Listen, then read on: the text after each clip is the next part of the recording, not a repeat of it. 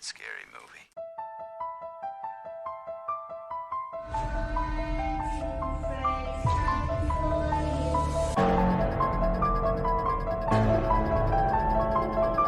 Well, sometimes that is better.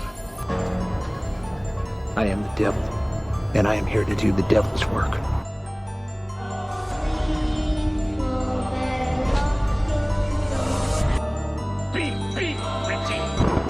Demons to some, angels to others.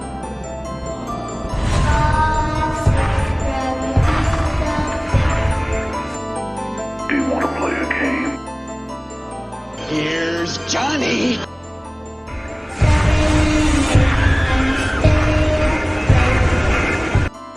The funeral is about to begin. Never sleep again.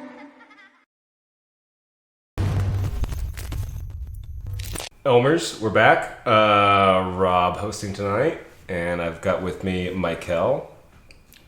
Hello. And Bill. What's up, everybody? And tonight's movie is Fright Night. Okay. Awesome. Fuck yeah. Which I know neither of you guys have seen because we've talked about this at length. I'm excited. Correct. It's- Yeah, have not seen it. 1 to 2. I don't want to be hyperbolic when I say that this is the best movie ever made. Maybe that's a little hyperbolic. This is a great movie. This is one of my favorite films for horror. I watch it at least once a year. Will this be your first viewing this year? I think What, so. calendar year? No, yeah, I think so. Because usually, like, It's a fall. it's a fall, it's in October, September. Sometimes I'll watch it before October because it's like required watching. It's rated R. It's what is it? An hour 46. Released in 1985. 85. This is Tom Holland, not Spider-Man, but Darn. a different Tom Holland. It was his directorial debut. He wrote this and directed it. And he would go on to write and direct Child's Play. And he also directed like 3 or 4 episodes of Tales from the Crypt. And he wrote and directed Thinner, which was adapted from Stephen King. Yeah. And also directed, I think it was a TV series, but some of Langoliers, which is another Stephen King sci-fi. It's like aliens and an airplane, and it's not as good. But he was well known. And you guys have seen him before because He's in the movie we just watched recently. he's in Hatchet 2. That's right. He plays the flannel hat-wearing, shotgun-toting dad, Bob. Oh, yeah. Yeah. Okay. So you guys have seen, and he's also acted in a few other movies as well. I think I've got notes here. What was he? Nope. No, I don't. Hatchet 2 is really all I got on there. But the original taglines for this movie was Fright Night. If you love being scared, this could be the night of your life. And there are some very good reasons to be afraid of the dark. They're not very creative. They're kind of lame. One thing this movie does have that I am familiar with is one of my favorite 80s theatrical posters.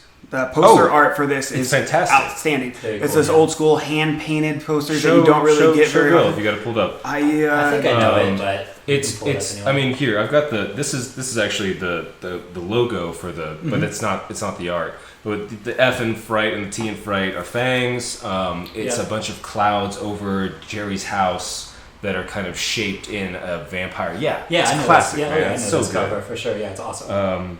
There was a sequel a few years later that actually has the same lead, Roddy McDowell, William, what's his name? William Ragsdale, who plays Charlie Brewster, the lead in this. And the remake was terrible. Like I have never seen it.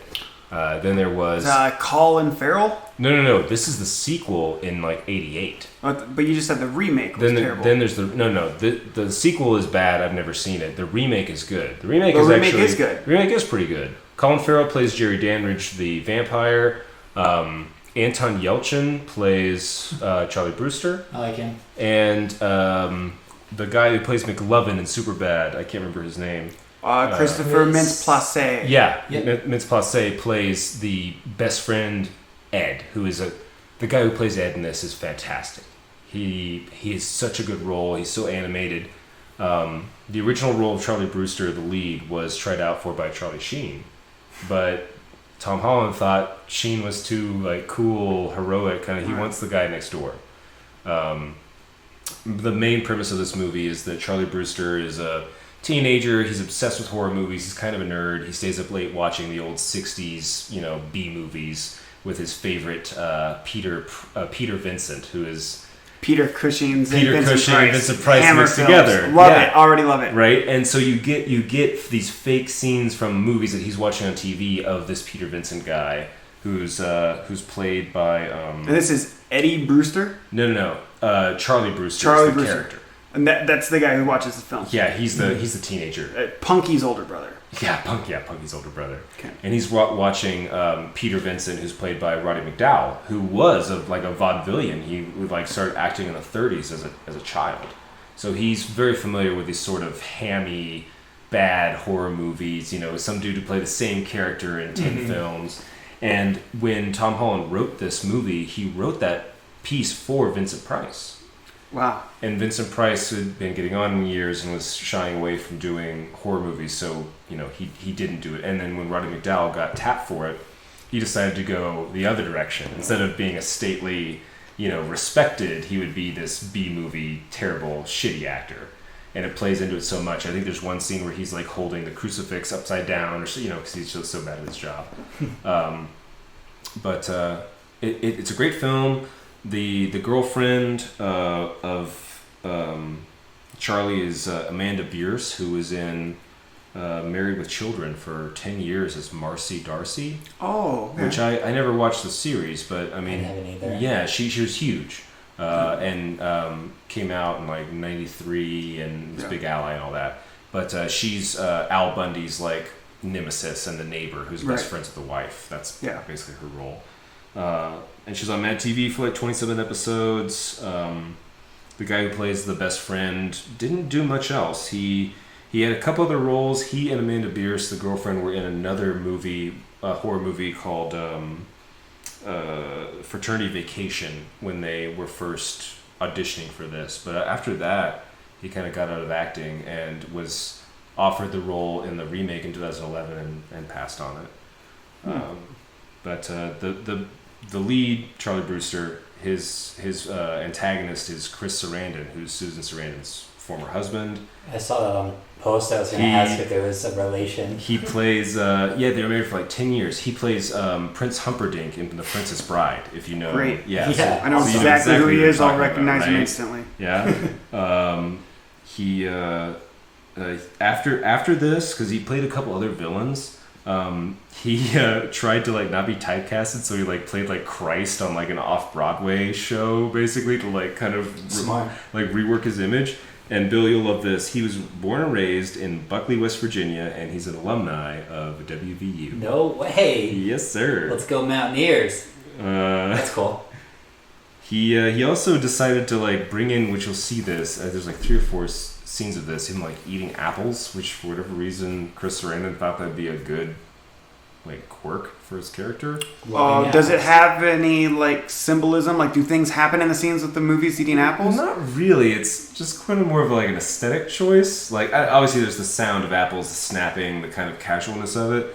But he said that Jerry must have a lot of fruit bat in his DNA. Well, that is like, I wonder if there is any tip of the hat there to the Godfather series, because every time they're eating citrus, somebody usually dies. I don't know if you've noticed that. No. But I think you I think only about watched the series, the 3, like one time through. Really? Yeah. Well, like Alfredo is buying fruit from the fruit stand the first time that Don Corleone gets shot. He ends up going to the hospital. Whatever. There's other things. I didn't know. I've seen those movies a decent amount. I didn't know that there was that was in there. It's Yeah, interesting. Vito dies tending to his tomato plants when he's eating the orange. He's showing not Michael, but what's Michael's son's name? Anyway, his grandson, he's got the like orange peel in his mouth. He's making like caricature faces. He dies. Like there's a lot in it. Huh. Check it out. Okay, interesting. This film, if you've read or seen Salem's Lot, has a lot of crossover. It's the neighbor next door who is the suspected vampire. It's a sleepy town. So they pulled a lot from that. And on top of that, there's a puppet that was made for Ghostbusters that they used in this film that was deemed too scary for a PG movie. And so they ended up using it in Fright Night basically as like it looked enough like the Bat model to like burn it up and destroy it. Great. Cool. But there's some good gore. There's some great special effects. There's a pretty good transformation scene, which I'm always a fan of. And it's just a fun flick, man. It's a cult movie for a reason. I think very, very highly of it, and I hope you guys do too. Yeah, I mean, this is one that's always been on my radar. Obviously, Yeah, it's well known. I have zero excuse as a horror fan to have not seen this yet. And you've only talked highly about it since it's come up initially in our talks, and I've been waiting for this, and I have actively not watched it on my own, knowing that there would be an episode wherein you would pull this out, and I'm happy it happened sooner than later. Yeah, I'm also very excited. Yeah, I can pretty much say the same thing. It's one of those. It's like I can't believe I haven't watched this yet. So I figured the first time around we all kind of picked films none of us had seen or hoped none of us had seen, Yeah. and I figured you guys would end up watching this sooner or later. So yeah, Fright Night. Let's get into it. ready? All right, let's jump in. Rock and roll. And we're back. Fright Night. What'd you guys think? First impressions. I liked it. Definitely. I think I thought that I was gonna like it more, and I don't know if I was just too excited that it kind of raised my expectations a little bit. But I still really did enjoy it. It's been one I've been wanting to watch for a while. I mean, vampires never did a whole lot for me, but it was a lot of fun. Not even sexy Jerry Dandridge. He's not doing it for you. I mean, of all the vampires, he's definitely up there. He was very sexy. He was good. You know what they say, like 6 apples a day Keeps the vampire hunter away. Not really, because he was definitely. It doesn't matter. Michael. Yeah, I was looking forward to this. I definitely didn't like it as much as I was hoping. Jerry Dandridge was the star of the show. We'll get into some plot and my rating on this one as we continue. But happy I saw it. Happy to not watch it again. Wow. Okay. Fair. I think I'm kind of probably like that too. Oh man, it hurts. It hurts me. So yeah, why don't we get into the recap here? No, for sure. The very beginning scene is you can kind of hear some dialogue happening as they're panning up to the house window, Charlie Brewster teenager's window, and you get into the window and you can see an old 50s, 60s B-movie horror is being played on, and it's Peter Vincent's Fright Night collection of films he was in or is hosting, and he's kind of a Van Helsing character. He's holding the stake backwards. It's clearly low production. Yeah. And Charlie Brewster's kind of hanging out, and he's with his girlfriend, and they're trying to get busy. Yeah, but she don't want it. No, she's not. She's Yeah, not. so it starts out they're making out, and he tries to go a little farther, and she yells at him to stop. You're going steady for a year, Amy. Come on. Now, he's a little pushy in that opening scene. He's horny. Yeah, as 17-year-old boys are. Would be. Yeah, he is a little pushy in that beginning sequence there, or that opening scene, I should say. He has got the Fright Night on in the background, and then I believe quickly after that we get like a neighbors moving into the open house next door. Yeah, neighbors moving in. Yeah. And he sees the two guys carrying what looks like a coffin. Through his window into the house, and immediately does not care about Amy anymore. He's just Amy, watching them. He's kind of convinced Amy, and she's like getting undressed, and then he's like, no. Well, and they're moving in the night.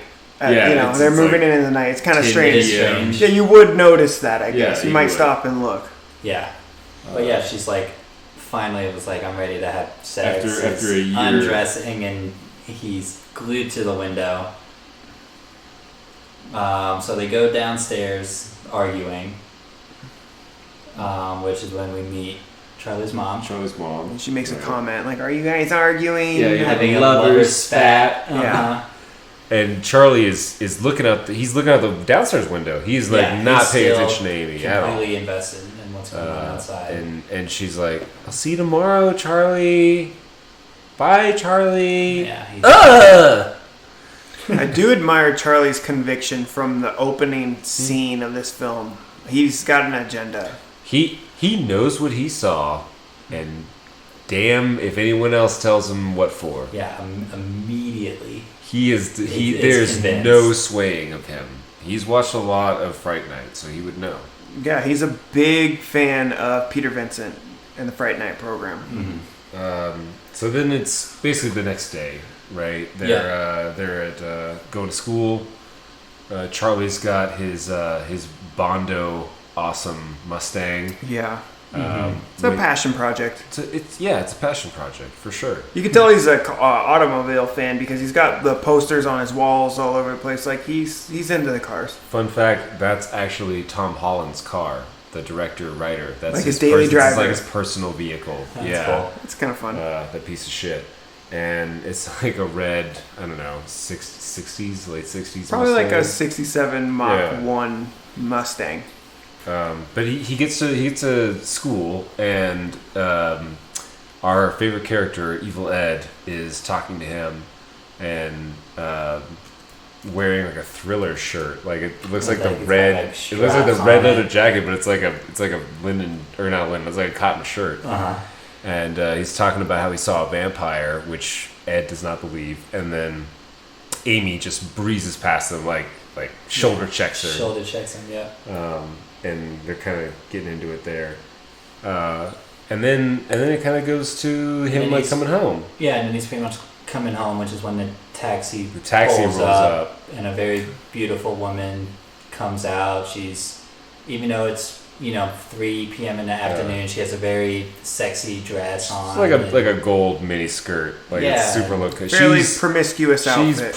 Probably a sex worker, and she is in the casting. She definitely is. She gives Charlie a little look and goes into the neighbor's house. Moving forward into the evening, Charlie again in his bedroom watching his favorite program, Fright Night. Fright Night. We're getting a little bit more of the Fright Night lore. The horror host Peter Vincent.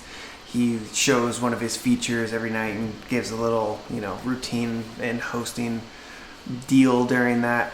And I believe Charlie hears a scream at this point. He's got his window open. The window across the way is open, and he hears a woman's scream. Gets his attention. He stares out the window, trying to see if he can identify what's going on. And I don't believe he sees anything This that time, night, does he? No, not this time. No, he doesn't. Yeah. He just hears the scream. He just hears the scream. And then he doesn't he get like binoculars out? Yeah, he's kind of looking around, seeing what he can see. And then next day, he might even go to school and come back. I can't remember. But at some point the next day... He gets Sloppy Joe in his face. Oh, yeah. Yeah, because it cuts to them at the restaurant. Or is that the school cafeteria? It's a cafeteria because Amy's there and they're still fighting, and she puts... I was like writing down notes when I've been talking.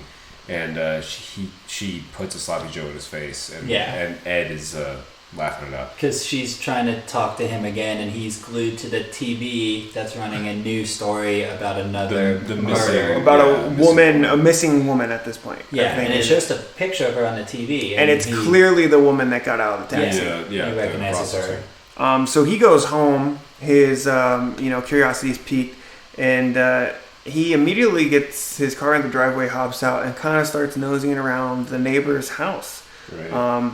He's curious about this coffin that he believes he saw getting brought down into the cellar. Mm-hmm. He's kind of scanning the perimeter, seeing if he can find anything, and then he meets one of his new neighbors, Bill. Yeah. And Bill's not like, "Hey, being- what are you doing?" Yeah, Billy. Yeah. Yeah, Billy. He's not being same. sneaky at all. He's like, "What are you doing, kid?" Yeah. Oh, just nothing. We'll make sure it stays that way, or something like this. And then Yeah. And it's his watches broad daylight. He's not being sneaky, and he only He's not meets a vampire. He He's only a broad meets daylight. Bill. Yeah. Billy. Yeah. So I don't know. Charlie is. Well, he's trying to like open the cellar. Yeah, right? he's trying to Yeah. And Charlie kind of runs off. Obviously, he's been a little bit spooked. He's been caught in the deed, and he's finds it his best option to leave and perhaps return at a later date or do some further investigating later. Yeah, he sits up, stakes out in his bedroom window, Yeah. With binoculars. and Yeah, he's like full 2 bags of stakeout chips. mode He's by like now. shoveling chips into his mouth. Yeah. And some point on Max. Yeah, I think there's some And Playboys it's on the a Playboy, ground. of yeah. course, because he's And he's, Stakeout. and he's got, Fright Night on in the background. Because you do have your window wide open, looking at porno mags. Yep. Which It's the 80s. It's the 80s. Also, you see, there's a scene later, but you think a vampire windows are like the biggest thing in your mind, right? Right. Like just in general, Oh, the scene is that you're, or maybe talking about is immediately. is coming up. It's like right Yeah. now because, He wakes up yes, Charlie falls asleep on a stakeout. and then he's like in a chair, dick out, porno mag open. No, And not better actually. than the porno mag, he's got the real thing across the way. He's He got the real sees thing. a young, A very beautiful- beautiful woman. well-endowed woman. Being deflowered. Well, No. being disrobed. I don't know about deep. I don't know if we could tell if she's a virgin or not. But But yeah, she takes off her top, and he's intrigued, obviously. He Jerry would be. and Jerry, the neighbor, has some very long fingers as he's doing this. Oh, he pulls Yeah. he pulls in the frame, and he's the one doing the disrobing. And we kind of meet Jerry for the first time informally. I know we saw him move in, but we're getting a good look at Jerry. Jerry, sexy Chris Sarandon. Yeah, arguably too sexy.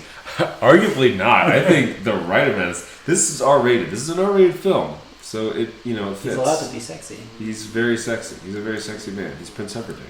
He is Prince Humperdinck, and I recognized him immediately. Did you? Absolutely. So he grows fangs Yeah. for a minute, and then Goes in for the bite and Yeah. locks eyes with Charlie. and Charlie, no stranger to vampire antics, knows exactly what he's seeing. His suspicions are confirmed immediately. He has reinforced. Yeah, he has, again, strong convictions, and from this point on, he's got a vendetta. Because not only now does he believe his neighbor's a vampire, but he's knows. convinced that knows. he's a vampire and that he killed that woman and that he's going to kill this woman. And after the whole lock eyes, Jerry pulls the blind down with his extra long fingers very Right. slowly. Very. As you said, it should be Locked priority eyes. numero uno, keeping that I know. daylight out of the house. But for whatever reason, the window's wide open, the blinds are drawn, He is a and familiar that can keep the blinds closed. It doesn't matter. This is for the story. And then a little bit later, doesn't he see Billy putting a body-sized bag in like a Into Jeep? the Jeep, yeah. Charlie goes. He tries to wake up his mother. She's like, "You're insane. Like, Yeah. what is this? A prank? What do he's trying to tell her there's vampires next door. She's, "You're watching too many of these movies," type of deal. And then he goes and like hides in the bushes and is watching. Yeah. And she's like, "Where'd you go, Charlie? Where'd you go?" And then not Chris, Billy and Jerry. Billy walk out. Jerry eating an apple, as he often does throughout the entire movie. Loves apples. And sees him with his whatever night vision, and throws the apple, which has been completely cored. There's like it's like a Ate the shit skin. out of the core, yeah. Yeah. It's like a single skin. And then he runs inside, and his mom makes him hot cocoa. Which he is not happy about. She's pissed. It's like he's pissed. He's Mom, I also- do not need hot cocoa. I know what I saw. know what This I is saw." not a night terror type. It was Right. a silly scene. and what does that mean? Well, he's a vampire. Right. He's a vampire. However, he has a weird way of saying it. Well, it's because he's a shit actor. He was not not a great. highlight of the He was film. not the best, No. for sure. But, Chuck goes to the homicide investigator that very next morning. Charlie. Yeah, I nicknamed him Chuck. You guys are close. So Charlie goes to the homicide investigator the Well, he next goes, day. he goes to his girlfriend first. That is true. Yeah. But she already is not having his shit. Charlie, is this some way of getting me back? Right. Oh yeah, As one does. So his Get mom that story doesn't. about your- yeah. Yeah, his mom doesn't buy it. His girlfriend's not ain't buying buying it. So he it. goes to the police. All with, this is at the top of his agenda the next day. He doesn't tell them straight up that he thinks his neighbor's a vampire. He tells them that his neighbor killed the missing girl, basically. Yeah. At this point, he's already seen another news alert about a second woman missing, That and matches. yeah, he knows that it's his neighbors. So he brings the cop to the house, and they just walk in together. Which this whole scene kind of blew my mind, because if I am 100% sure that not only are these people murderers but vampires, and I would not want them to know that I'm the one that called the cops on them, right? But he immediately walks in, and the cop is like, "Your neighbor Charlie thinks that you're killing people in here," and he's like, "They are." And yeah, he's like calling openly them out accusing them. in person. He is 17 years old and cocksure, and he thinks Yeah. he's got him dead to rights. Yeah, he's a brazen young man. He's a brazen teenager, as one does. Yeah, he's completely emboldened and not gonna let his passion. He didn't think this through. What happens? He believes that the guy's a vampire. Well, you guys all get murdered in the vampire's house, essentially. There's no getting out of that. But it didn't matter. He eventually explains to go check the cellar. And he's like, "Oh yeah, Charlie, what's in the cellar?" Mm-hmm. It's like, "It's his coffin. He's an undead. He is a vampire. He is a vampire. Sleeping the sleep of the Yeah, undead." he starts going Which poetic. is a very good line, He's actually. poetic about it. Immediately, the police chief is like, "Oh no, I'm not hearing this shit. We're getting out of here." And he pulls him out by the ear practically, and he does. says, "If I ever see you at the station again, I'm putting you in jail forever." Indefinite Right. detention without crime. So again, thwarted, discredited, ushered out of the house, and he's getting nowhere on his lead, but that doesn't stop his conviction. So what does he do? He goes to Evil Ed to try to get some information on how to prevent these vampire attacks. It's like a super nerd for horror, right? Yeah. But still, when he tells him, still not on his side at all, just kind of laughs it off. Vampires aren't real. He's got a great laugh. It's really endearing. No, it's While we're on the subject, this is really when my hatred for Evil Ed begun to flesh itself out, because he's annoying, he's obnoxious, he's fucking mousy and wormy simultaneously. He's got the worst. Hate, no, right? that's later on. We'll get to the notes. He didn't have that lovable. No. Not at all. characteristic at all, and it did not help that he was not a good actor either. Also not a good actor. So in one of the previous films we did with Starry Eyes, I had mentioned that Erin is absolutely horrible, but she did a great job at it. Also, I believe what we called him, Swarmy Chaz, he was also horribly hateable in the film as well. But he was good. But those were both instances where I enjoyed hating them. Later on in my notes, I even wrote down I hated Eddie, and not in a good way. Yeah, there was nothing redeeming about him. He was horrible. This scene was my first taste of how true my hatred for him would be throughout the course of this movie. Okay, fair. But anyway, he offers him $8 to help him. Which, how do you fucking turn that down? 1985. Which is when That's at least pay your $12 today.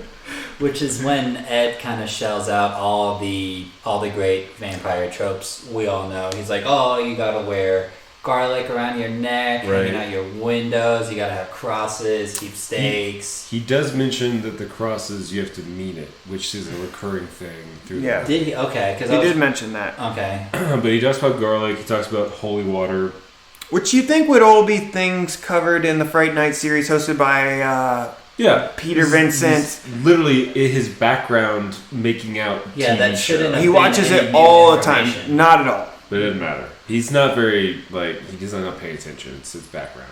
You know? Right. But, He's always making out with Amy. He's always not really making out with paying Amy attention, you know. and trying to get laid. But He's trying to steal second. he's trying to. So that night, Charlie is actually visited. Oh wait, Well, hold on. he- Okay, so one of the pieces of he information prepares. that Eddie also leaves him with is, but you don't have to worry about this. None of it matters because a vampire cannot come into your home unless they are explicitly invited by the rightful homeowner. Right. And so that kind of puts him at ease a little bit. He's like, oh, Right. thank God. He rushes home. He and nails his windows shut. Oh yeah, he's doing the necessary precautions. He's got the crucifix and everything out, and his mother calls him downstairs.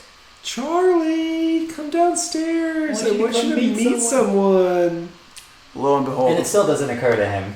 He's Right. like, oh, okay. Oh, yeah. And It's- comes down the stairs. Who could it be?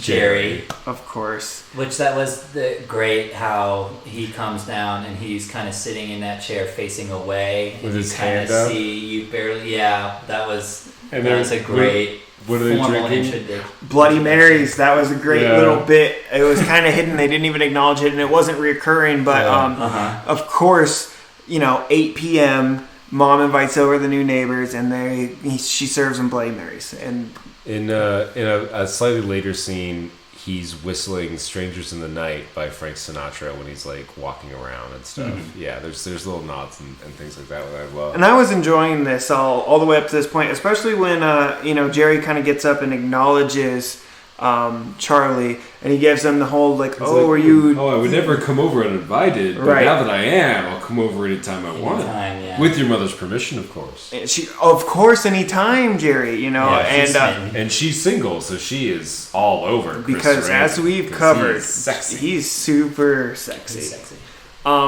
Charlie is a little bit paranoid now, and he recoils, and he's acting awkwardly, and he is not being very polite. He is refusing to shake his hand, all that stuff. But Jerry's doing his best to let Charlie know that those two knows. both know exactly what's going on, in despite of his mother's ignorance. So later that night, Jerry does show up at in the bedroom of Charlie. Yeah, he hears something clamoring around. I like the fake out. And he does he leaves his room and is looking around, but he doesn't find anything, but he does see like a tree branch that's hitting It's the scratching window. against the window, And yeah. he's very relieved. He's like, oh, okay, it's not a vampire, it's a fucking tree, that's fine. And he goes back into his room and he's looking out the window and we see his closet doors open up, right? He's looking out the window at Jerry's house, and a light goes off in Jerry's house, and he's again relieved. Oh yeah, he's like, And okay. then behind him, you see the like accordion style closet doors open, and Jerry exits. Yeah. And then basically grabs him and chokeholds him and is like Yeah. throwing him around. Yeah, he even says something early on. And it's like, oh, you don't want to wake your mother. And then he's like and then immediately throwing him through the throws closet. him through the closet, across the room into the closet. He's not breaking him. He's shaking him against the wall to where there's imprints in the wall, and then he basically almost throws him out a window. Yes. Where at which point, Charlie grabs whatever he can, which is the desk next to him, and grabs a wooden pencil. And stabs him in the hand, which really mistake. hurts him. Yeah, Right. He then starts to transform into his true ugly vampire self and is pushed back. And Charlie's able to come back into the house. I mean, he's being Suge Knighted out of his own bedroom window. He is. And it's only at this point, with all the commotion and the screaming and the hand stabbing and the throwing Finally, through Miss Brewster. Charlie? Well, Is that you? She's kind of stuck in her room because we see earlier when he's leaving her room, he like breaks the door frame, basically. He just like pulls the door really hard into the jamb or something, and it wedges itself in there. You think if you broke all the molding around the door frame, you just open it easier, but it didn't matter. Movie logic. Logic. No windows. There's a thing about windows later I'll get into. But yeah, he gets stabbed, and then he hears the mom, and basically, I guess, doesn't want to kill his neighbors just yet because he just moved in, so it's more of a like, you're here, I'll come back for you, and and he fucks off. He's establishing dominance. He is establishing dominance. Yeah. So Jerry leaves. He flies off, and then there's like some creepy phone call at this point. There's a very sweaty phone call is what I've written down in my notes. Right. Yeah, I have creepy phone call, and honestly, and a great camera zoom too. So he answers the phone and looks and sees him in the window, and the camera zooms in real quick. Yeah, there's some weird like Tom peeping going on from the adjacent window. A lot of like people looking in windows. Yeah, especially like with the aid of binoculars and like things like this, and like it's kind of and nudity. Like there's a fair amount of like he's like trying to make sure his neighbor's a vampire, but he's also peeping Tom, like inadvertently and also on purpose probably. And if I remember, the phone call is to tell him that he destroyed his car. Yeah. Oh yeah, that's super weird because they don't touch about it. They mention it in passing later, but they don't show it ever. The mom is just it's totally Tom Holland's daily driver. Like they can't wreck it. Yeah. They can only mention it. It got destroyed off screen. Right. Yeah. And he says it's nothing to what I'm gonna do to you tomorrow night. Yeah, that's right. It's like a weird like phone call threat. Yeah. Right. Okay, I wrote that down, but I don't actually remember what was going on right there. He then tracks down Peter Vincent, right? Right. Yeah. I mean, just easily, really. Yeah. Apparently, Peter Vincent's very public work address, home address, phone number, everything is public record. Yeah. I don't know if this is like a local access television program, but it must be because the studio is within less than a day's travel. Like, he just pops over there after school. He doesn't have a car, so it's got to be really close. Yeah, he doesn't have a car anymore. I didn't even think about that. Right. But yeah, he shows up and talks to him, tries to get his help. There's a vampire living next to me. And Peter Vincent's like, oh yeah. And then immediately fucks off. Yeah. As soon as he gets to his car. He's like, I was lying. I didn't really actually believe in vampires. You're crazy. Right. And so he takes off and, again, discredited, plan thwarted. Nobody's believing him. Yep. The one person that he thought for sure would believe him and help him. Nope.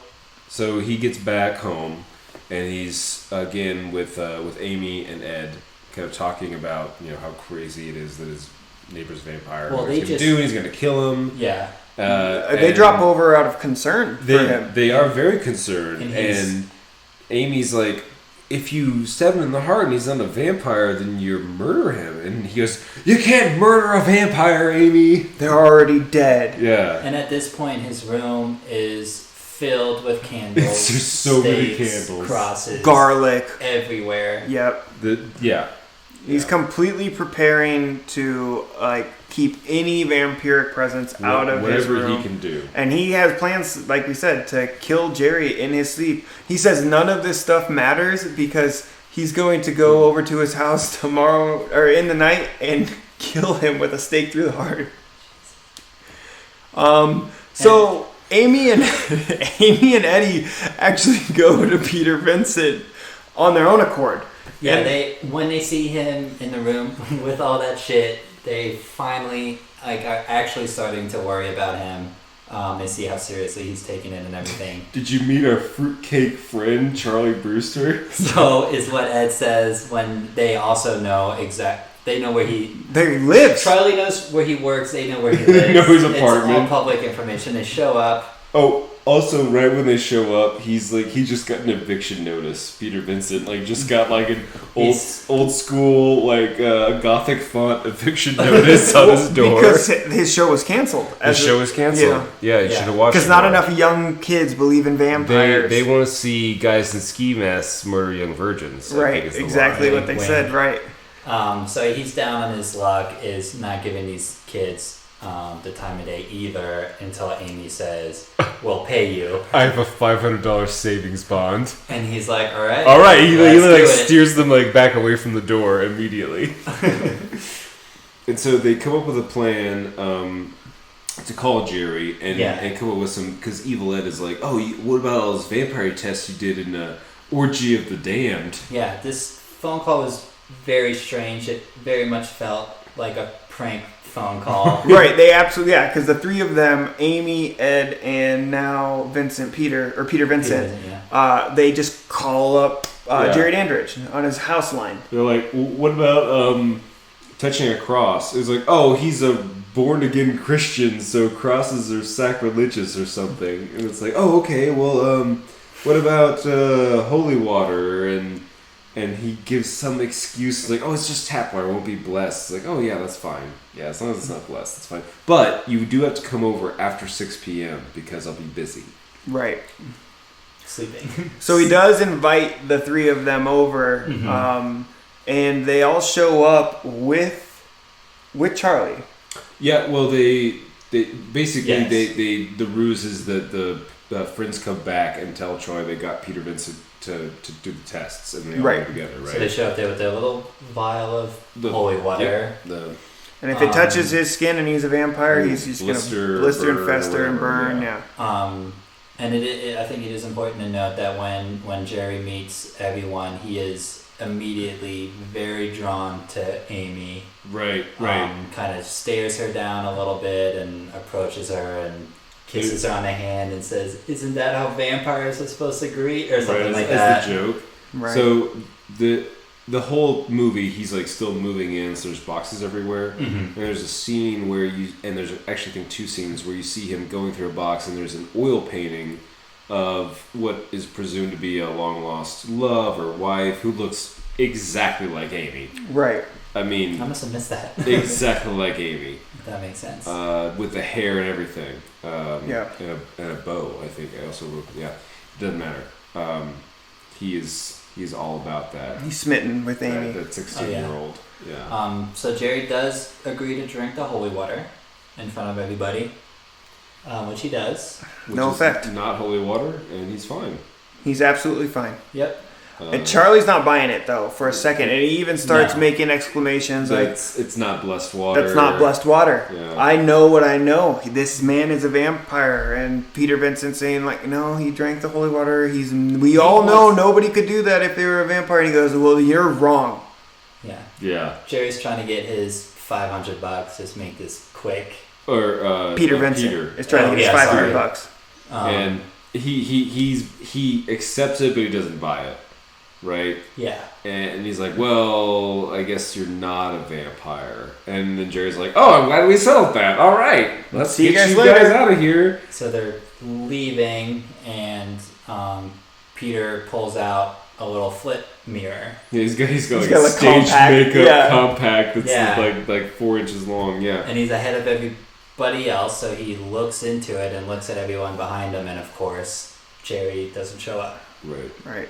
And he kind of freaks out and drops it, and it shatters, and they're like, "Oh, you're okay?" And he's like, "Yeah, I'm fine." Just clumsy. Yeah. Let's get out of here.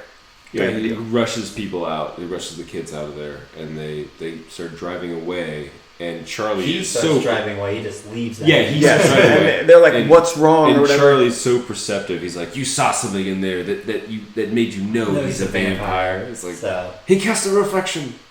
Didn't cast a reflection. So he speeds off. Jerry finds a shard of glass from the mirror, and then he's like, "Oh fuck!" The jig is up. They probably know. Yeah. So then you get Ed, Amy, and Charlie walking away and kind of having a conversation about what's going on. And Ed is downplaying everything still. Amy is seemingly a little bit more on the fence because she did notice how freaked out Peter Vincent was.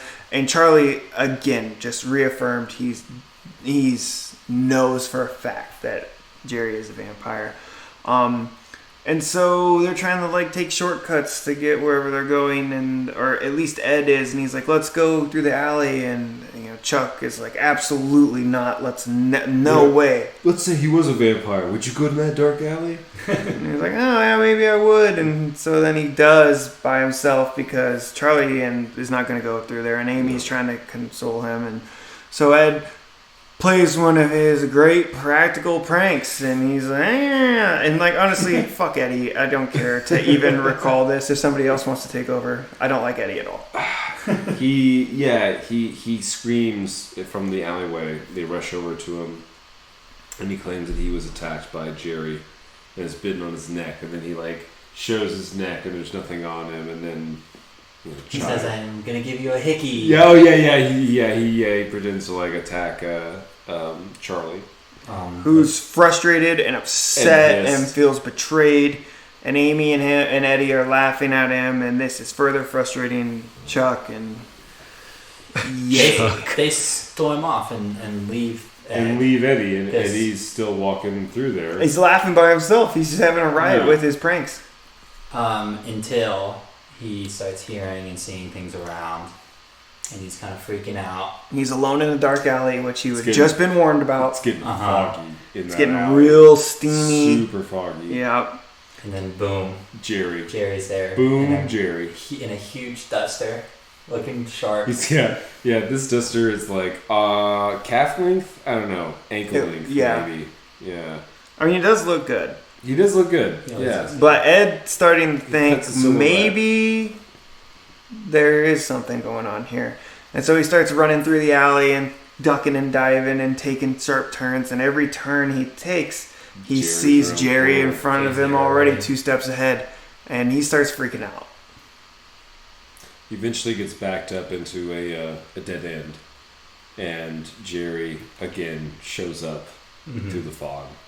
Wraps him. Well, he gives him an offer. He says, I know what it's like to be different. They won't make fun of you anymore. All you gotta do is take my hand. Yeah, you won't get beat up anymore. Yeah. And he entices his him hand successfully. And then he swoop under the cape/trench coat and fade to black. And then you hear a scream back with Charlie and Amy, and they're like, "Oh, it's just one of Ed's pranks." But Charlie, he says, "But what if it's not?" Because he's convinced that any opportunity that Jerry has to stalk prey, he's going to take. And he, even having just been recently hoodwinked by Eddie, he's like, "No, we need to make sure Eddie's okay. This could be for real this time." Charlie's bullshit detector is inversely related to his ability to act. Yeah. He's a horrible actor, and nothing gets by him. But this time it's Amy being like, "No, like you're gonna let him trick you again." Right. Like, come on. You just got duped. Let's go. Right. Yeah, so they continue on. And they end up going to the club, club radio. Quick little romp through the nightclub on the way home. Well, I think they start seeing Jerry pop up, right? Yeah, he is following them. And they're running. They're kind of running through the streets, and then past an open window. They run past a club down an alley, and they go to there's an open kitchen window to a popular club. And they just jump in the window, both of them. Climb in over this dude's cutting board. And then come out of the kitchen into the club. And the chef kind of runs out, but it's just such a popular club. They're busy. They're slamming tickets out the line. They are. So they are in the weeds. I think we might have skipped a little part before it goes to the club scene. Ed actually shows up at Peter's house. Oh yeah, no, I do have the. This is kind of simultaneous. No. This is before. They go to the club, and as that's happening, Ed shows up asking for help from Peter Vincent. But there's a vampire outside. Yes, he says there's a vampire outside. Let me in. And of course, Peter Vincent brings him in, grabs him, pulls him in. Yep. And Ed is the vampire that was inside. Yeah, he's like, what do you need help with? You need help. God, he's insufferable. He honestly ruined a lot of this movie for me. But Peter is equipped, pulls out a cross, puts it to his forehead. Burns the shit out of it. Learns really quick he is in fact a vampire because he is unable to suffer this cross. Yeah. I mean, he's got like a good indent on his forehead. Yeah. Yes. And then he leaves after that, I believe. Yeah, I think. Right. Oh yeah, he jumps through the window. He jumps through the window. Leaps through the window. And then cut back to the then club. Cut back to the club. Yep. Yeah. Where Charlie is on the phone with Peter at that point. Possibly, I'm not sure. I don't think he's on the phone with Peter because he goes and sees Peter later, and Peter's like, "Are you?" Oh yeah, that's true. He is trying to make some sort of. Talking to on the phone. I'm not sure that he's ever able to get a hold of anybody, perhaps. But at this time, he's separated from Amy. Yeah, he is. Yeah, I don't remember who he's talking to. He's talking to somebody. I mean, I remember him talking, but he's very into it and he's not paying attention. And Amy spots Jerry on the dance floor. Yep. And is involved by him and gravitates towards him. Yeah, it's seemingly out of her control. She's got him under some sort of vampiric spell. They're dancing. My notes say Amy's infatuation with Jerry gets very unsexy very quickly. I thought it was very sexy. It was a lot of weird closed mouth like kissing and then like some groping. Yeah, some weird groping. She's like grabbing his butt. He's wearing those pleated slacks. Super unsexy. Very next note I took though is soundtrack does fix all of these flaws. I mean, because the soundtrack to the club was pretty good. Yeah, the music in the club was great. But no, it was super. I mean, all this stuff was like top of popularity, right? The score, the dancing, the fashion, like all this is so 85. Mm-hmm. Even vampires in horror movies in general. You know, we're talking about Vamp, Lost Boys, Fright Night. Like I mean, this is in vogue. Oh yeah. So it makes sense. They continue this little dance for a little while, and then Charlie tries to step in and do the old cut off like may I type of thing, and he's completely shut down. He tries to throw like a sucker punch on Jerry, and Jerry look just grabs his fist mid punch, crushes him. Yeah, brings him to his knees. So now that has occurred, and Jerry's no longer really trying to hide the fact that he's a vampire. He starts to like morph a little bit. You get the eye change, his hands grow. People start freaking out, right? So they dance in front of a huge mirror, and Amy looks into it. And she's like clearly dancing by herself. She's just dancing by herself, and I think that kind of helped to snap her out of whatever little trance she was in with him, because it's like an oh shit, this is a fucking vampire moment for her. But yeah, and then I guess he just gets angry that she leaves. And he starts going crazy. He actually kills a couple security guards and very weak kills. I made note of that. Those were weak. He just throws them around. He scratches one and throws the other guy. And then there's a mass panic. All out panic, everyone trying to leave. And then somebody's able to like kind of disappear in the crowd even though he's the monster that's killing everybody. He's able to like get Amy, and they're able to like get through the stairwell while there's a big crowd of people. Yeah. And Charlie's like, Amy, and he's like stuck, further up, and there's just too many folks. I think at this point Ed reappears at some point, because my next note is Ed is alive. Fuck that, because I really wanted him dead and gone, because this all happens before Chuck goes to Vincent's place. So, okay. Before he does? Yes, for whatever reason I felt, we get some sort of clue. Honestly, everything about Ed in this movie I tried to forget, so excuse my short notes on that. But Ed is alive, I am upset, and Chuck goes to Vincent's place, knocks on the door of the flat, says, let me in, blah, blah, blah, and Peter Vincent... Oh, I remember. They get out of the club and they drive away. Oh, and Ed is hanging he's in in the back of the Jeep. Right. And he's laughing. Yes, and then Charlie goes to Vincent's place. And so Vincent opens the door a little bit. He has like the door lock chain, and he's like, "Are you one of them?" Yeah, and he makes him grab a crucifix. Yeah, right. And Charlie's like, whatever, like, let me in, grabs the crucifix, nothing happens. He lets them both into the flat. They start talking. I think Amy is kidnapped, actually, at this point, because that's where she kind of goes willingly, but she's hypnotized. Yeah, She leaves with Jerry from the club after the panic.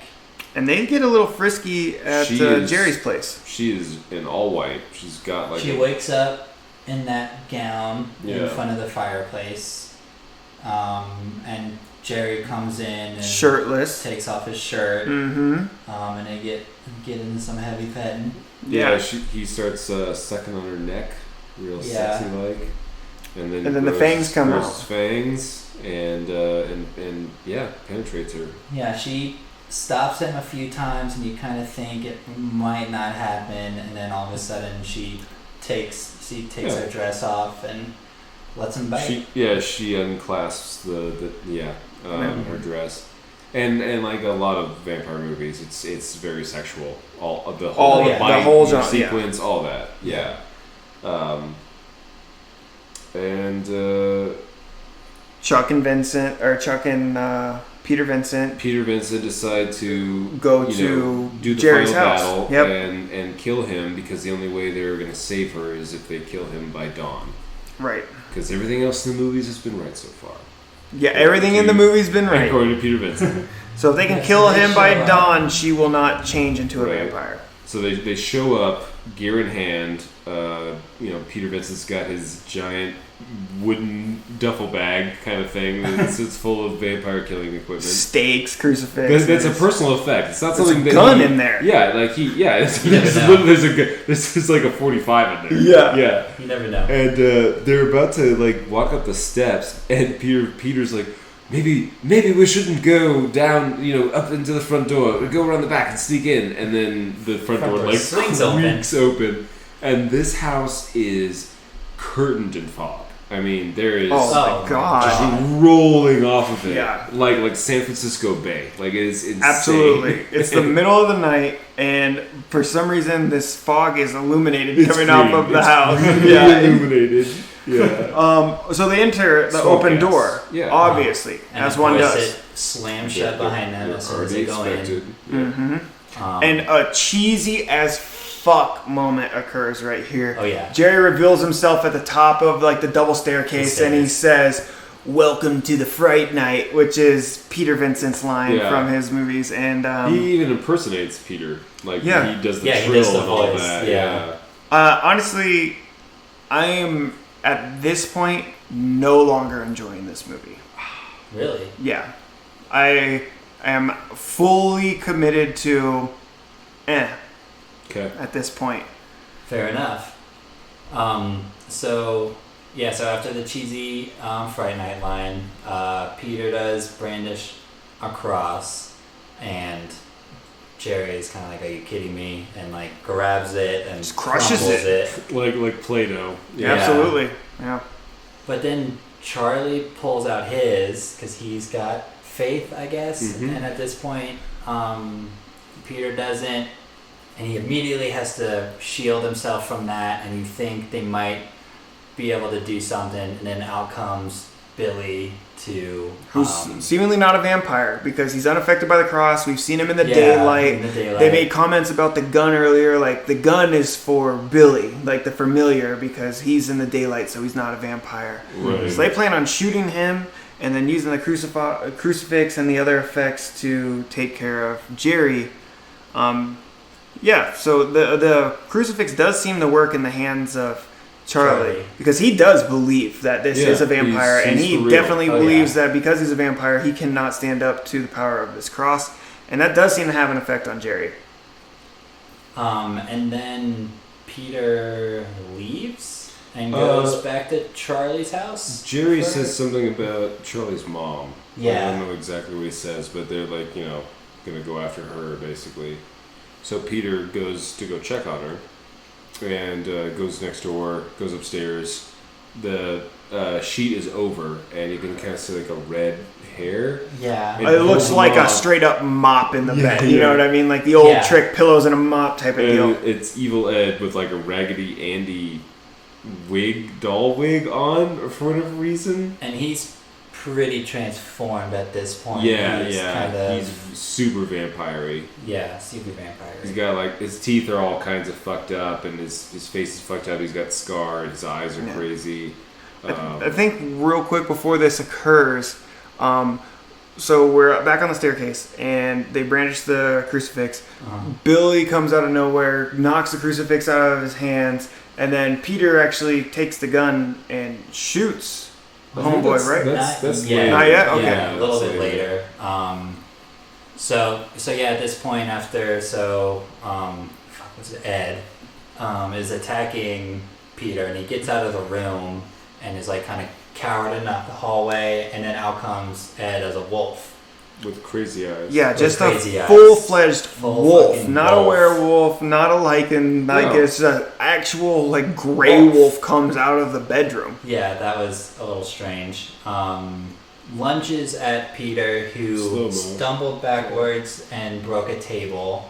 And when he lunges at him, a leg of the broken table goes into Ed as a wolf. Yeah, they're like the. He falls off like through the banister off the Yeah. second floor. Hits the chandelier. Yeah, hits the chandelier Yeah, and the then chandelier. Yeah, lands in so- the middle of like the dining room or wherever. And then you see like a wolf puppet, like trying to like almost swim on the floor, and then Kinda he's got cowers like under the set of He's stairs. critically cable wounded, leg yeah. straight through him, and then he slowly starts transforming back into like A werewolf. like a werewolf, and then like back into like Wolf Ed, and then just Ed. Yeah, he goes from like a werewolf thingy and is getting more and more human. And there's just blood. There's a lot of blood, and he's Mhm. like, reaching out for Peter Vincent. Peter Vincent is crying and freaked out. Because at this point, he just looks like an innocent boy Exactly. with this huge stake through his heart. And finally, some moments of peace where Ed is Dead. Ed again. Yeah, and dead. He's Ed and We'll he's get dead. there. So Whose after chopper is it? that, So yeah, then Peter Vincent goes back over to the neighbor's house, and there's a confrontation with Peter and Charlie and Ben. Billy. Billy and Jerry is there as well. So Billy comes out to kind of protect Jerry in the meantime, and this is where the gun is brandished, and they put it straight up to Billy's head, who's not really intimidated. He's well, yeah, there's a little bit before that. So Jerry actually takes Charlie to Amy, who is like still not like full vampire, kind of just in that room, and locks him in that room and drops a stake down, and says, "You'll need this," and then leaves him in the room. And then that's when Peter comes back from Charlie's house. We get another shot of just the insane amount of fog coming from his house. just That's right. ridiculous. And then is when the gun is pulled on Billy, who, like you said, He just he keeps does walking not up. seem worried Yeah. about it. Yeah, he's like, "I'll shoot you," and he just keeps walking up, and then literally point blank, shot to the just head. right in the forehead. And Billy rolls down the stairs. He's dead, except he's not. Well, Jerry like commands him to do something or something like that. He says something, and then he stands up. He stands all of a back sudden. up. Yep. And then Peter Vincent puts another 5 or 6 rounds into the guy. At easily. least pumps Yeah. like the whole clip into him. And these are black powder rounds. There is a lot of smoke being produced by this Yes. by this pistol. And he's hitting him in the heart, in the throat, in the shoulder. Like he is And that pumping counts. lead into this dude. Really good grouping on Billy. He does. He He's does. got a shot. He's close enough. He fucking should. I mean, he should be. Right. Definitely should be. He's got the high ground. He's got every advantage, He's been carrying seemingly. around that pistol in his vampire tote for 40 years, so Right. he better know how to use it. Bill won't die though. Nope. He picks up Peter and gets a stake into his heart. He does. Is it Peter that does it? I thought it was Charlie. Charlie escapes. Okay. Yeah. While this is happening and Bill is preoccupied No, with. This is later, because No, this is now. When Bill's preoccupied with Peter Vincent, I think Charlie comes back from whatever rendezvous with Amy. Because the Peter steak. Peter frees him from because he's like, hey, keep it down. I'll free you. Like I'll bust through the door. So oh yeah, he's like make noise. So who saves him? Is it Is it just Peter that does it? I guess it must just be Peter, yeah, I guess right? it has to be him. He He drives the steak into Billy, who turns into goo. starts leaking. Yeah, he's like green Green blood, goo. right? And melting. And then sand. And then sand. And then he turns into bones. A completely defleshed skeleton. Which then explode. It falls and shatters, and just the And little then his skeletons. skull like skitters across the. And I know, honestly, there that was was pretty decent goofy. practical effects occurring, but it was so goofy and out of place that I really didn't enjoy the practical effects as much as they should have been enjoyed. It started out great when it was just the green goo and the melting, but then like the sand and the skeleton falling apart down the stairs was pretty goofy. Yeah. Okay, but the transformation scene where Ed is turning back into Ed from a wolf, like that was good. pretty Yeah, good, right? yeah, that was really good. The film did have good practical effects. They did. All around. The effects were good. Some of them I felt were out of place. And at the time when a lot of them were being delivered, I was not enjoying myself. And so I think that tampered my enjoyment of the film and the effects. Mm-hmm. So I won't hold that against them too much. And I'll acknowledge that as my own flaw. But also, why watch a movie if not to be entertained? And it was not working for me at this point. Very good. I think at that point Jerry commands Amy to turn. Yeah, and so Amy's like fully awake now. Right. He says, "Show me how much you love me Kill kill them all." And then Peter is like basically walking up the stairs as Jerry has burst through the stained glass window. Yep. Mm-hmm. And they're having their dialogue, and Peter pulls out a cross, which again is laughed at. You have to have faith for this. And as he's saying this, you see the light lighten up from the broken window. Yeah. And dawn is coming, so they've wasted enough time, and which emboldens Peter, and he's able to use the cross properly. Yeah. Right, because he Gets now his believes. face back. Right. Yeah. At which point Jerry becomes a giant bat. A huge bat thing. Yeah. And attacks Peter. Yeah. Flies around, does the whole, gimmick, and retreats down to the basement to get into his coffin before the sun fully rises. Up. Yeah. So he attacks Peter. Charlie kind of helps him. Gets bit by him as the bat. And then more sun's coming through, so he runs to the basement. Oh, we forgot the collection of grandfather clocks he has. Oh yeah, they all start going off to the same time. Which also, wouldn't you want to do that 30 minutes before sunrise? You would cover your windows and you'd set your clocks early. Like that's what you do. Come on, man. Yeah. So Jerry retreats to the basement where they all end up going. And that's when Charlie runs into Amy again when she's like full-fledged vampire. Full-fledged vampire. Crazy shark who mouth. has way bigger full hair, head of hair, amongst other breasts. things. Right. Everything. She's sexualized. She's vamped up, and her hair grew like 6 inches. Oh, at least. Yeah. At least. And then Peter also finds Jerry's coffin at this time too, and it's locked from the inside. Yeah, he's inside it, and it's locked. So Peter Vincent spends the next couple minutes, hammering finagling through the locks, and eventually pries open the coffin. And he's prepared to drive a stake through Jerry's heart, so that they can stop the transformation from being permanent with Amy.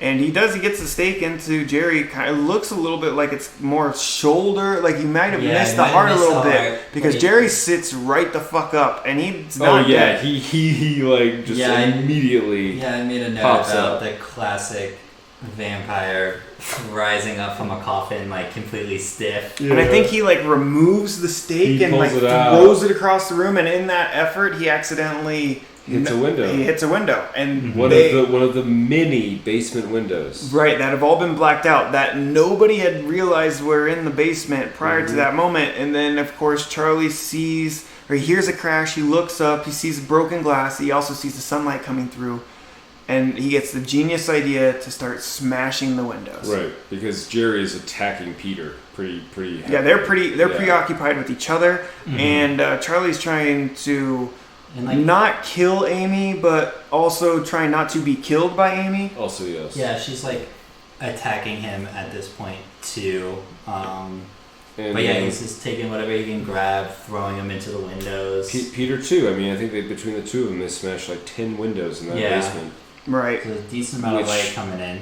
Yeah, and then there's less and less real estate where Amy and Jerry are able to stand because they can't. They're trying to stay in the shadows. Alive, right.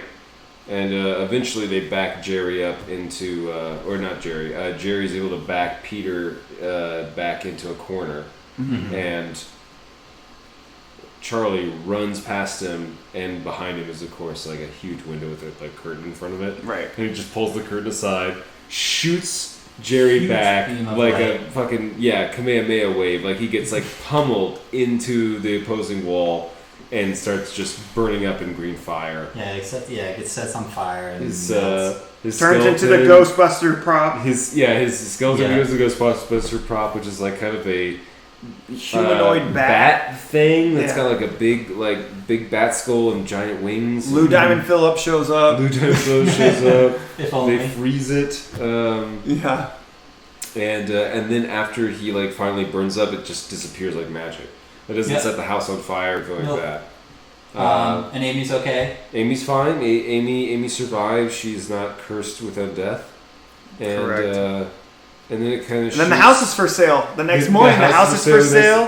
Fright Night is back on the air. They have to disclose those murders because I'm pretty sure. Well, I don't know. There's no body for Billy either. He kind of melted into bones. Fright Night's back on for like another cast. His job back. He gets his job back. Him and Amy are necking again. They're necking.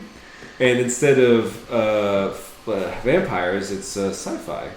Yeah. So it's Mars Wants Flesh is the movie. Fright Night is now no longer a vampire series. It's now like a sci-fi series. And Charlie looks up and he sees like a flash in the window across. The same window that all this began in that he keeps looking across. A pair of red eyes. A pair of red eyes. Possibly. Yeah. But then most definitely upon the second flash, it is a pair of red eyes. And he kind of plays it off, and then he sees it again, and then you hear Evil Ed cackling, which for me was the absolute worst way you could have ended that movie. It could have ended. Not only is he still around, but you get the sense that there's going to be a sequel, and it's going to be focused on him, which I will absolutely not watch. But I think you said it was horrible anyway, right? And you also didn't watch. I've not seen it.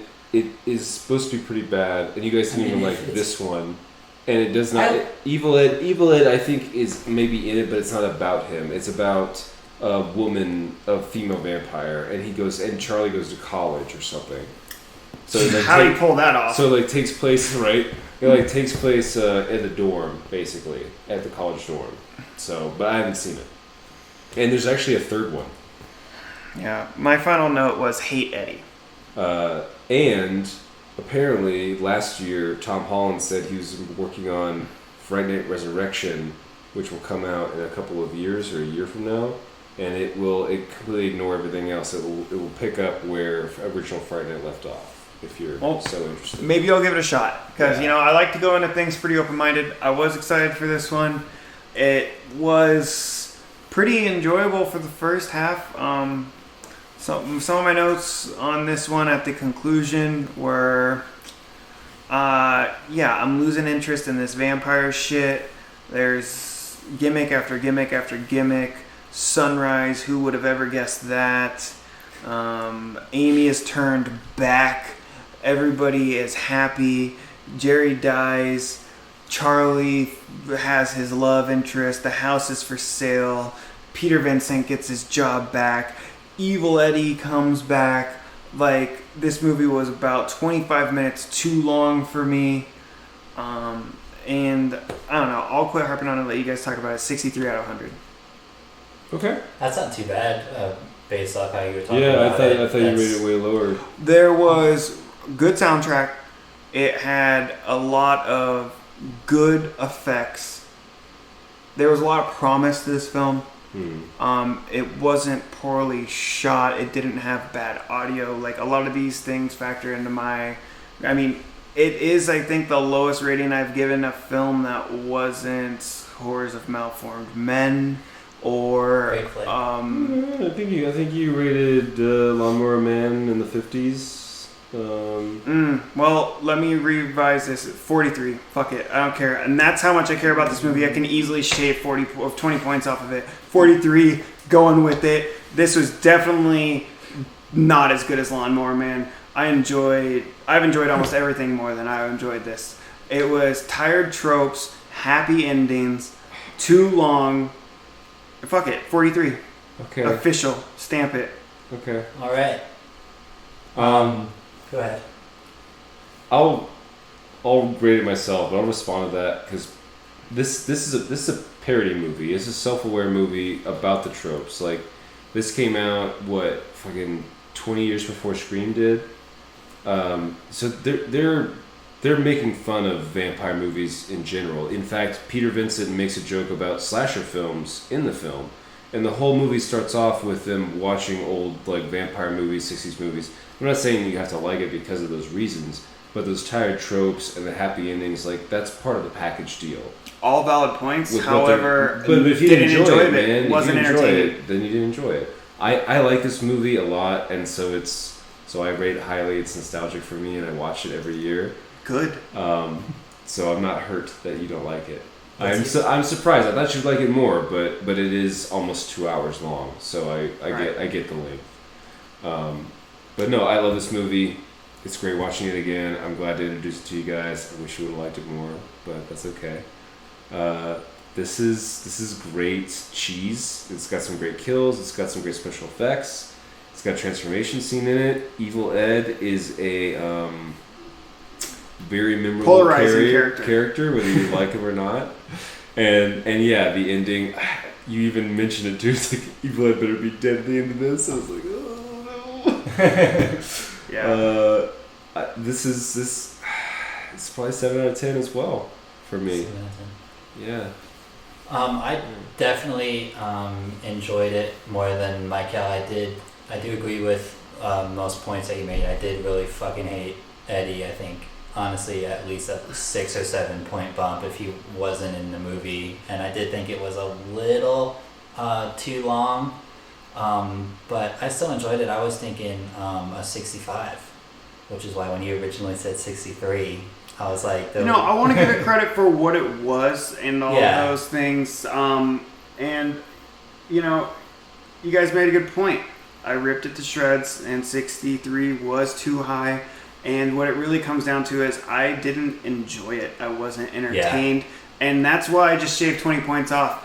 But there was a lot, if you want to just assess it from a critical standpoint, like, half of those things in my final statement about being overly tropey, gimmick, too long.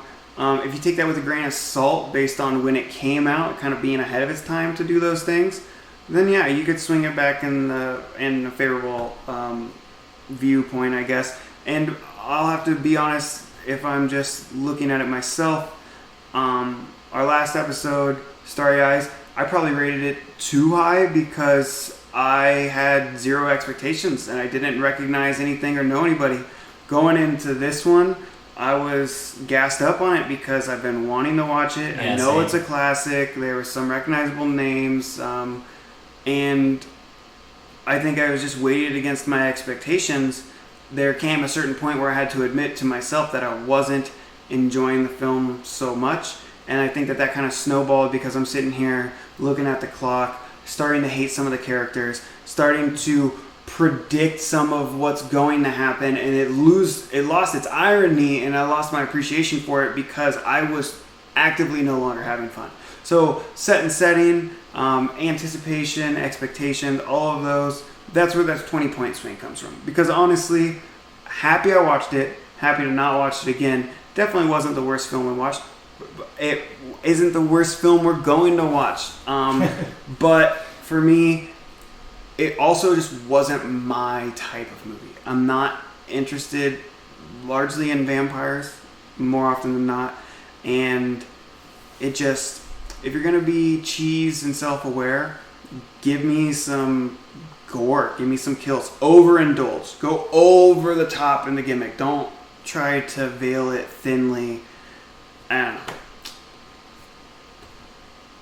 That's where I'm at on it. Not your kind of movie. Not my kind of movie, and that's okay. That's why we do these things. It's probably one I would have gotten around to watching on my own just because of the name, because of the hype. But honestly, I couldn't thought about a better way to watch it than with you two, and then to sit and talk about it afterwards. Because if I would have watched this on my own, if I would have made it through, I would have moved on to the next thing quickly and not given it much thought. You know, I've kind of been all over the place on this review because I have to consider things that Rob brought in, and I don't know, I'm also drawing parallels with some of the things that Bill has said about it. It's fun to watch. It's always fun watching these with you. Just not my type of movie. Yeah, I get it. I'm actually more satisfied you guys like Starry Eyes because I knew that I'd want you to like Fright Night because I like it so much. But Yeah. that's okay. This is about where I thought you guys would rate both, and well, you changed it, but I thought both about 6 or 7 for both these films, and yeah. Thanks for coming. Thanks for sharing. Oh, thanks for hosting and curating that. I mean, this is why we do this. And of course, for the Elmers, you know, if you can join in the banter down in the comment section. Go ahead, like, follow, subscribe, retweet, get us some hype because we have none. Comment on those YouTube videos because we don't have any comment. We have one comment. We're getting better, and we're having more and more fun. I believe, Bill, you're up next to host and pick a couple of movies, right? Yep. I'll be hosting next week, and I have no idea what I'm going to pick yet, so No teasers. can't give any hints or anything because I do not know. Even better. Surprised everybody. Yeah, but I'm looking forward to it. Yes. As we always do. Well, I mean, that's it for me. Yeah, I let's think wrap it up. we're spent. So, night, Elmers. Thanks for listening. See you next time.